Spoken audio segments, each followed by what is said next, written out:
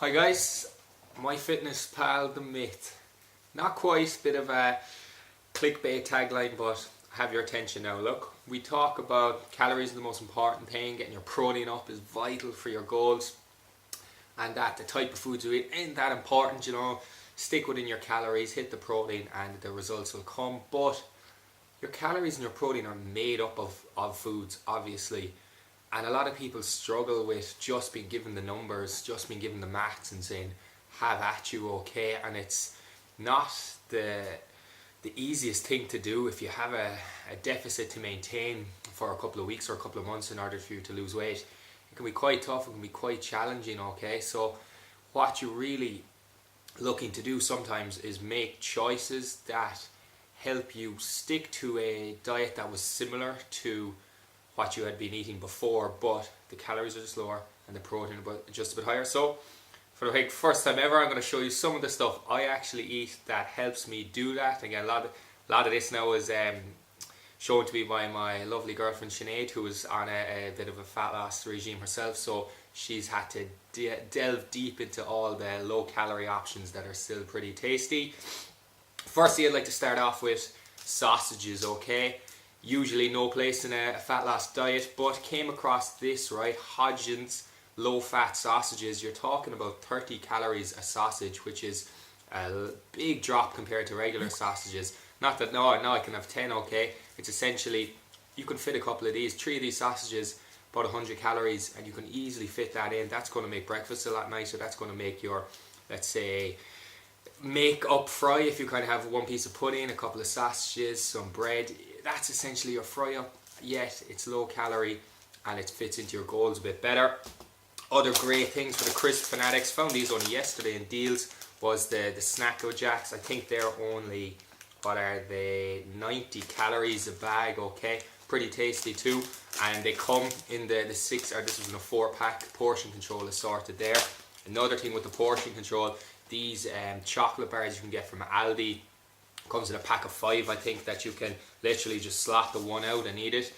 Again, dark, this one's a 70% cocoa. That doesn't mean anything, but because it's that little bit bitter, you're not that inclined to have another one. I know with the milk chocolate you can go to town on it sometimes, but it's portioned up, and again it's about 140 calories in that. Surely you can fit that into any diet, okay? This stuff, magic, okay? The spray oil on the pan, on the salad, saving yourself an outrageous amount of calories. What is it, 1 calorie, 2 calorie spray on this one? That's a huge one. You gotta have that in your fat loss diet, folks, okay? And came across this beautiful one as well in deals yesterday, 9 calories a pot of jelly. And you can get all the sugar-free jelly and you can make it, set it yourself, but this was pretty useful, just a nice little treat to keep you ticking over. The low-fat milk, had to throw it in. That's a no-brainer, and I actually forgot about it when I was starting my weight loss protocol. I was like, oh yeah, change from full fat to low fat, save some calories there straight away.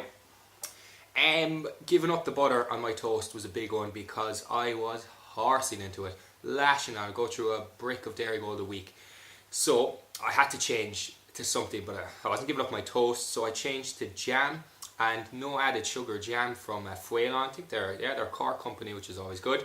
Way less calories than regular jam and a hell of a lot less calories than butter, which is ideal for me. This fella, massive. Not this fella in particular, but diet, soft drinks, your 7-Up Free, your Coke Zero, your Pepsi Max, whatever is your drink of choice. This stuff keeps you sane, okay? Literally, if in doubt, break it out. If a binge is coming, this stuff may help you offset that binge or just keep you going until you can maybe find some veg and some protein, okay? And just keep it in the fridge cold when you come in from work or something, one of them down the hatch. It just keeps the mind ticking, okay? This one again from another client called Ali, loves her curly whirlies. They're actually great, they're actually very nice. 100 calories, 118 calories per one, but careful of these kind of things, they can act as a trigger.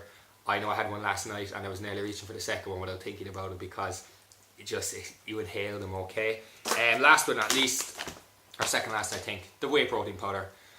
If you can't hit your protein, which so many of my clients struggle to do, this stuff can just help. It can be that last 30 to 40 grams that you get in, 100 calories a serving.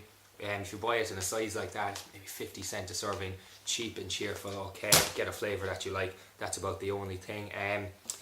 So sugar-free gum, that's useful as well, just keep you going if you're on the move. Sugar-free polos, quite useful as well, just a nice little kind of mint taste in your mouth. No, barely any calories in that one, ideal. And lastly, I'll just give you the spices when you're cooking your meats. This stuff, horse into it, brilliant, tasty, get them nice and spicy, get a bit hot under the collar with that stuff, and you'll more than likely stay away from the sauces then. Just from ideas, there are a gazillion more. I'll try and do another video like this, because I'm sure this kind of info is really what people want, okay, even though there are no foods that it will make or break your diet, but this is kind of what a diet based around low calorie, but still is tasty and still looks like a diet, not a chicken and broccoli catastrophe, okay, that it's actually enjoyable, you like eating it, and you can stick to it in the long term, okay. Any questions, as always, let me know. Thank you very much.